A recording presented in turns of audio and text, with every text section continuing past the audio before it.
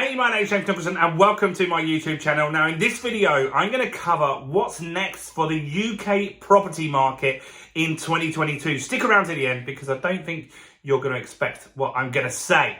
Now, as I said, I'm James. I'm on a journey to build my property portfolio this year. And I want to invite you guys on the journey with me. Now, I'm also building a portfolio for my two girls, Georgia, who's 21. We've just bought a house in Doncaster. Emily, who's 1.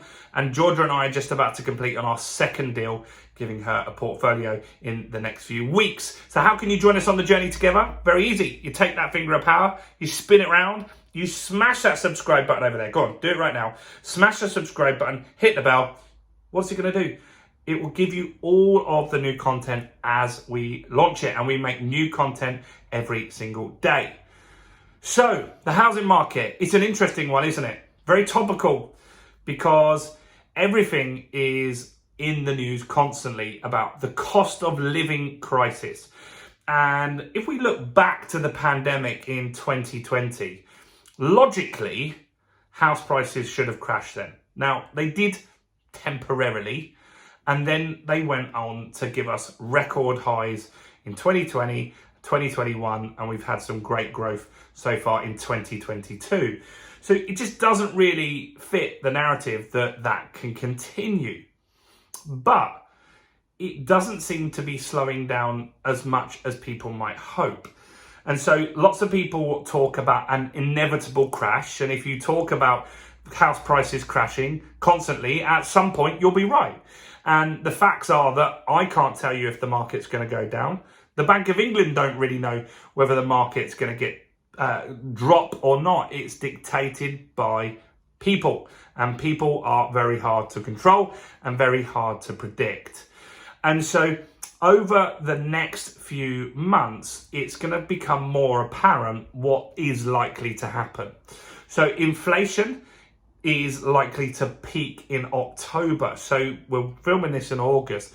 We've still got 2 more months of inflation. And what's going to hit inflation in October is the energy cap. The price cap on the energy rises again in October. So everyone's going to get a shock with their energy bills when it comes to October. They're going to get even more expensive than they are today. And so that worries a lot of people, right? And so that means some people are going to be more cautious on their spending. Now, we're not officially in a recession in the UK, but it feels like we are. And if we're not, we're very likely to be in one soon. Now, the Bank of England have also said that they're going to give us even more pain by increasing interest rates. And that also will have an impact on the property market. Of course it will, right? So currently the base rate from the Bank of England is 1.75%. And you're going to look at deals on lending at 1% higher or 0.5% higher at least than that. Now, that is still way better than we had in 2007, where we were like 4 or 5% interest rates. So we're still quite a way off that. And back then, we were fine with it. People were borrowing more money than ever. And those were the real reasons that we had a big crash in 2008, because people were able to borrow 110% of the value of their house. So the house was worth 100 grand, the bank will give you 110 grand. Crazy, right? Crazy. And so eventually that caught up and banks stopped lending and caused primarily because of America, but it came over here very quickly. That stopped lending, and that meant that there was a big crash, and that obviously meant that people lost money. Now, does that mean that's going to happen again? Well, things are very different in the UK property market these days. So 2007, I think I bought one house in Hastings, I think. And back then you had something called a self-certification mortgage. And you could go to your mortgage broker and tell them however much that you felt that you earned. You didn't have to prove anything. And so people were able to borrow huge sums of money to get houses that they just couldn't afford. Now, because of that crash and because of stuff that was implemented, mortgages now are very strict on the lending. I've done 6 mortgages so far this year. They take a ton of time. They check everything on your bank statement. What have you spent on this? Why are you spending on that? They want to know every little detail, and they're very, very strict. So that does mean that we're not going to get in some financial catastrophe like we did in 2008. But it doesn't mean that it's going to stop prices dropping. Now, so far this year, we're up about 10% on property prices. But the last few months, we've had some marginal increases, which means the increase is going to slow down significantly, the annual increase. So last month, the increase was just 0.1%. Now, some other places said it was a decrease of 0.1%. So Halifax said it was going down, and other lenders said that it went up 0.1%, which is nothing, right? It really is nothing. It's like pennies. And so no one really knows for certain. Now, what will impact the market is the further interest rate rises that are coming. So that means borrowing is going to get more expensive. Of course it is. Coupled with energy bills that are going to be more expensive, people are going to have less disposable income. So what should you be doing right now? Well, look, if you have property at the moment and you're not on a fixed deal, get fixed for 5 years, because the rates are still very, very cheap. They haven't been this cheap for a long time. And get fixed for 5 years to give you that certainty. That's what I would be doing.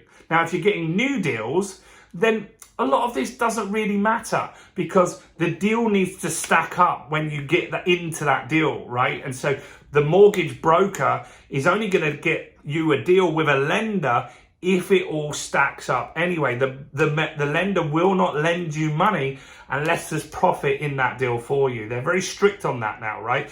So you've got to be able to make a profit. Now, if you're not, like the deal that I'm doing at the moment, we missed out slightly, and they said that the rent that we would achieve was slightly lower than what we know we're going to achieve, because we pretty much rented it out already. And so we had to come up with like an extra £1,000 deposit, right? And so that's fine. And if a deal works today, it's still a good deal, guys. And investors, you make your money when you buy your deals, right?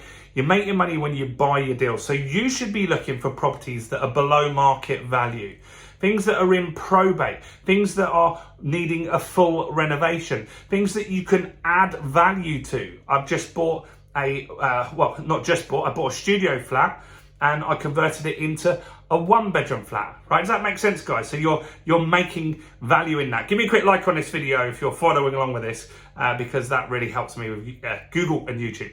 Other things I've done is turned a 1-bedroom flat into a 2-bedroom flat. I've taken a 2-bedroom house that was absolutely run down, not fit to live in, new kitchen, new bathrooms, back to brick, and added value, right? And so if you're doing that, it isn't a concern what's going on in the market, right? You can still get deals to work, and big opportunities are going to come forward for those people that are bold and decisive in these times. More people make millionaires, become millionaires and billionaires in a recession or a downturn than any other time in human history.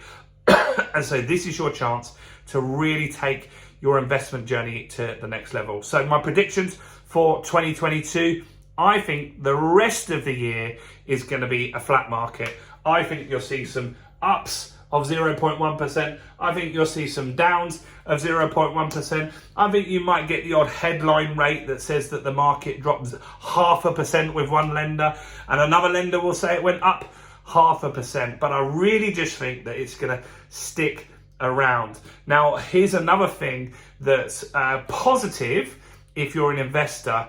The money that you borrow during high inflation is getting worthless. It's becoming worthless. So if you borrow 100 grand at the beginning of 2022 and the inflation sticks at 10% for the rest of the year, which it's very likely to do, the real buying power of that £100,000 at the end of that year is like 90,000. Does that make sense, guys, right? And so having debt or mortgage debt not credit card debt, that's not good debt, but mortgage debt is good debt. And having mortgage debt, that mortgage debt is becoming less and less valuable as time kicks on, guys. And that's a really, really powerful thing. And that is another good thing, that you're eroding your debt and life will get easier. So I hope you found that interesting. I'd love to know your thoughts. What do you think is going to happen with the property market in 2022? Comment below, give me a like. And also, I'm running a live event in London. I want to invite you to that live event. How do you come? Well, all you need to do is, in the description is a link. Put your details in there. That gets you on the VIP list. Once tickets are out, you'll get emailed straight away from me and you'll be able to grab a ticket straight away. Now, we don't want a big first event. I want to get to know you guys in an intimate way that I can actually meet and talk to you. So do get on that list, because tickets will go very, very fast. Also, there's a Facebook group in there as well that you can click on and join and ask any property questions. Any questions as well, comment. That's it. Go and check out this video right here.